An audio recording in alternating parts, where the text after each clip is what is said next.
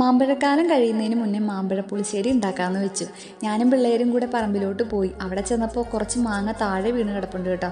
മുകളിൽ അവിടെയായി ഇനിയും നിൽപ്പുണ്ട്. അങ്ങനെ പെറുക്കിയെടുത്തതും പറിച്ചെടുത്തതായിട്ടുള്ള മാങ്ങാപ്പഴമൊക്കെ ആയിട്ട് ഞാനും പിള്ളേരും വീട്ടിലേക്ക് നടന്നു. ഇനി കുറച്ച് സാധനങ്ങളൊക്കെ കൂടി എടുക്കാനായിട്ടുണ്ട് കേട്ടോ. അച്ചായി നട്ട പച്ചമുളക് ഗ്രോ ബാഗിൽ പറിക്കാൻ പാകത്തിനായി നിൽപ്പുണ്ട്. ആവശ്യത്തിന് പച്ചമുളക് പറിച്ചെടുക്കാം. അമ്മച്ചി പറമ്പിൽ നിന്ന് പറിച്ചെടുത്ത് കൊണ്ടുവന്ന ഇഞ്ചി നല്ല തുറന്ന് നോക്കിയെടുത്തു കേട്ടോ. ഇനി വേണ്ടത് കറിവേപ്പിലയാണ്. കുറച്ച് മുകളിലായതുകൊണ്ട് ചെറിയൊരു തോട്ടി വേണം എടുക്കാനായിട്ട്. അങ്ങനെ കറിവേപ്പിലയും കിട്ടി. ഇനി നമുക്ക് പരിപാടിയിലോട്ട് കിടക്കാം.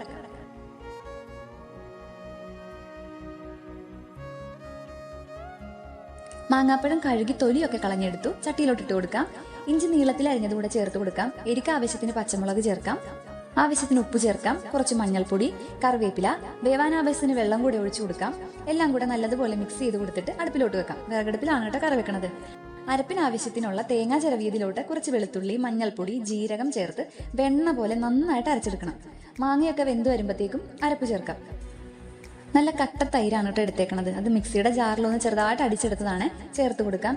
ഈ ടൈമിൽ ഉപ്പ് പാകത്തിന് നോക്കിയിട്ട് ചേർത്ത് കൊടുക്കാം കേട്ടോ. ഒരു സ്പൂൺ നെയ്യും കൂടെ ചേർത്ത് കൊടുത്തിട്ട് ഇറക്കി വെക്കാം. വറതാളിച്ചത് ചേർത്ത് കൊടുത്തിട്ട് ഒന്ന് മൂടി വെക്കണം കേട്ടോ. തണുത്ത് കഴിഞ്ഞെടുത്ത് കൂട്ടണതാണ് കേട്ടോ ടേസ്റ്റ്. ഒരു തോരനും കൂടെ ഉണ്ടെങ്കിൽ അന്നത്തെ ഊണ് കുശാലായി. അപ്പോൾ വീഡിയോ ഇഷ്ടമായിട്ടുണ്ടെങ്കിൽ ലൈക്ക് ചെയ്യുക, ഷെയർ ചെയ്യുക. നമ്മുടെ ചാനൽ ആദ്യമായിട്ടാണ് കാണുന്നതെങ്കിൽ ഒന്ന് സബ്സ്ക്രൈബ് കൂടെ ചെയ്തേക്കണേ. Thank you for